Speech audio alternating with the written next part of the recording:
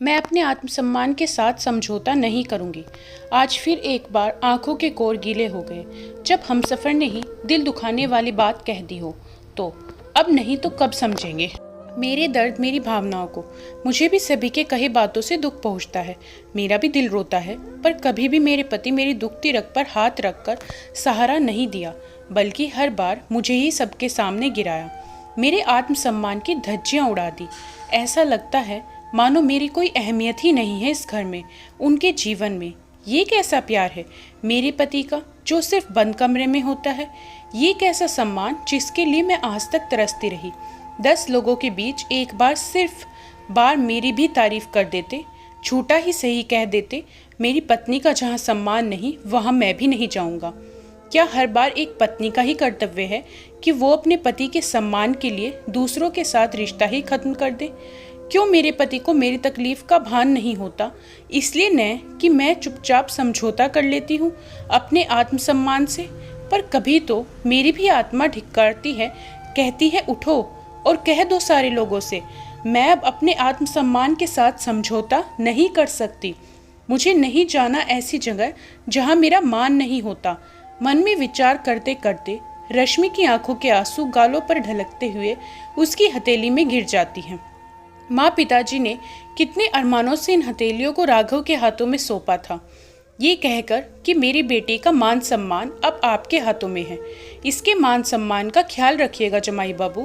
पर क्या हुआ? जमाई बाबू तो हर बार आपके विश्वास को तोड़ा है। माँ पिताजी हर बार, कल भी वही किया जिसकी उम्मीद मुझे पहले से ही थी। जब ननंद रचना का फोन आया ये कहने के लिए कि मेरी तीसरी नंबर बेटी की शादी है तो आना होगा, रचना ने बड़ी आसानी से कह दिया आना होगा, पर हर बार बेइज्जती करवाने क्यों जाऊं मैं, जैसा दूसरी बेटी की शादी में किया।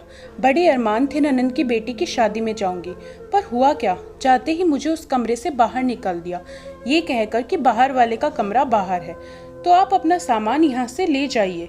सभी बैठे थे वहाँ घर के, पर किसी ने एक लफ्ज भी नहीं कहा मेरे सपोर्ट में, बल्कि सब ऐसे मुस्कुरा रहे थे जैसे सभी को सुनकर बहुत खुशी हुई हो।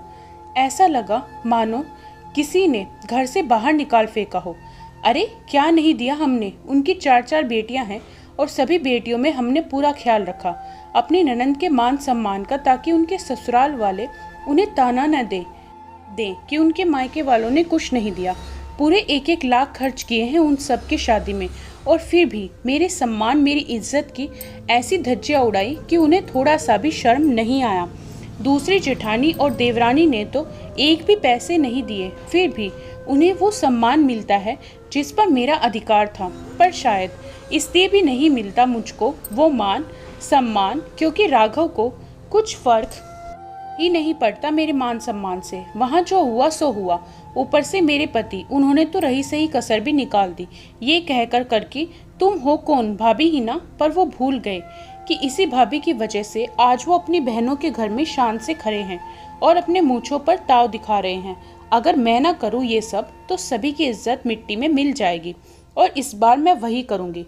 बहुत हुआ सबका ध्यान रखना, अब नहीं, अब तो मैं वही करूँगी जो मुझे मेरे आत्मसम्मान के साथ गर्व से खड़ा रखे। मैं नहीं जाऊँगी ननंद की बेटी की शादी में, और न ही कुछ देने वाली हूँ। जो करना है अब राघव खुद करेंगे। सब कुछ व्यवस्थित करके दो तो अहम 7वें आसमान पर होता है। अब मैं दिखाती हूँ मैं अपना वजूद, अपनी अहमियत। ऐसा सोचते हुए रश्मि राघव को शादी में नहीं जाने का फैसला सुनाती है। राघव सुनते ही भड़क जाता है और कहता है, दिमाग खराब गया है क्या तुम्हारा? अरे लोग क्या कहेंगे, मेरी बहन को कितना कुछ सुनना पड़ेगा। सोचा है कभी इसके बारे में? तुम्हें चलना ही पड़ेगा, मुझे कुछ नहीं सुनना है। और हाँ, लेन देन की सारी तैयारियां कर लेना। लास्ट समय में मैं कुछ सुनना पसंद नहीं करूँगा। मैंने बोला ना आपको, मैं इस बारी नहीं जाऊँगी आपकी बहन की शादी में। और जो भी लेन देन करना है खुद ही देख लीजिए, मेरे से कोई उम्मीद ना रखें। अब मुझसे नहीं होगा। जहाँ मन में ही दूरियां हो वहाँ जाकर क्या फ़ायदा? उन लोगों को मेरे होने ना होने से क्या फ़र्क पड़ेगा? कौन, भाभी ही ना। मैं हूँ ही तुम्हें हद से ज़्यादा सिर पर चढ़ा दिया है। मैं इसलिए ऐसी बकवास कर रही हो। तुम अपनी औकात में रहो, ज़्यादा सिर पर बैठकर नाचने की ज़रूरत नहीं है। मैंने कह दिया तो कह दिया। तुम्हें चलना पड़ेगा, ये मेरी बहन की इज्जत की बात है। वाह राघव, अपनी बहन की बात आई तो इज्जत और पत्नी की आई तो नाटक। तुमसे यही उम्मीद थी मुझे।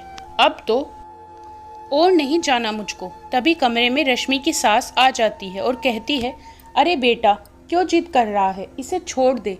इसके नहीं जाने से तो रुक नहीं जाएगी ना, छोड़ दे इसे यहीं। इसे क्या पता रिश्तों में इज्जत सम्मान क्या होता है। इसे तो बस मेरी बेटियों से दिक्कत है, जलती है ये मेरी बेटियों से, इसलिए तो ऐसे नाटक कर रही है। हाथ नचाते हुए विमला जी कहती है, वाह माँ जी, आपसे भी यही उम्मीद थी। आप और बहू का पक्ष तो ले ही नहीं सकती। आप लोगों को कोई फर्क थोड़ी ना पड़ता है, मेरी कहीं इज्जत हो या ना हो। जाने दीजिए, आप लोगों से बहस करके भी कोई फायदा नहीं। वो तो वैसी ही बात हो गई, भैंस के आगे बीन बजाना। ऐसे भी आपको दोनों लाडली जा ही रही है ना, तो उसी से करवा लीजिएगा सब कुछ। ये सब चल ही रहा था कि तभी राघव की बहन और जीजा आते हैं। क्या बात है माँ, घर में काफी शोर हो रहा है। रचना कहती है, कुछ नहीं, बस बहू का ड्रामा चल रहा था। विमला जी रश्मि पर कटाक्ष करते हुए कहती हैं, कौन सा ड्रामा माँ जी? राहुल जी विमला जी से हंसते हुए पूछते हैं। अरे कुछ नहीं, वही जो होता रहता है। कहती है आपकी बेटी की शादी में नहीं जाऊंगी। विमला जी फिर ताना मारते हुए कहती हैं। तभी रचना रश्मि के पास जाती है और कहती है, भाभी मैं खास कर आपसे ही मिलने आई हूँ और शादी का न्योता देने आई हूँ। मुझे पता है आप मुझसे नाराज़ हैं और नाराज़गी भी होनी चाहिए। मैंने किया भी गलत आपके साथ, मुझे माफ़ कर दीजिए भाभी। मुझे अपने किए का भान है। मैं जानती हूँ मैंने आपके साथ बहुत बुरा किया, मुझे ऐसा नहीं करना चाहिए था। अपनी बेटी की शादी में दूसरों के बहकावे में आकर ना जाने आपको क्या कह दिया। आपने मेरी बेटियों के लिए और मेरी इज्जत का कितना ख्याल रखा और मैं उसे भूलकर आपका अपमान कर दिया। जहां आपको सम्मान मिलना चाहिए वहां बेइज्जती सहनी पड़ी। मुझे माफ़ कर दीजिए भाभी, मैं वादा करती हूँ आज के बाद कभी आपका अपमान नहीं करूँगी और ना किसी को करने दूंगी। कहते कहते रचना रोने लगती है। रचना को रोते देख रश्मि भी भावुक हो जाती है और रश्मि को गले लगाते हुए कहती है, अब बस भी कीजिए, रुलाएंगी क्या? रिश्तों में कभी कभार दूरियां आ जाती हैं, पर अपनी गलती का एहसास करके माफ़ी मांग लेने से सब ठीक हो जाता है और रिश्ते फिर से नज़दीकियों में सिमट जाते हैं। और ऐसा हो सकता है भला कि भगीनी की शादी हो और उसकी मामी हाजिर ना हो। रचना की आंखों से आंसू पोंछते हुए रश्मि कहती है। तभी वहाँ नंदोई जी भी आ जाते हैं और कहते हैं, अरे वहाँ नाचेगा कौन? भाभी ही न? तुम भी रचना, कुछ भी। भाभी नहीं जाएंगी तो मैं खींचकर ले जाऊंगा अपने साथ, इसलिए तो आया हूँ। पीछे से राघव भी आकर राहुल जी के सुर में सुर मिलाते हुए कहता है, हाँ रश्मि, तुम्हारे बिना मेरा क्या होगा? तुमसे ही तो शादी की रौनक होगी। मुझे भी माफ़ कर दो, ना जाने गुस्से में क्या क्या बोल दिया तुम्हें। फिर राघव कान पकड़कर सॉरी कहता है और दूर से विमला जी ये सब देखकर मुस्कुरा देती हैं।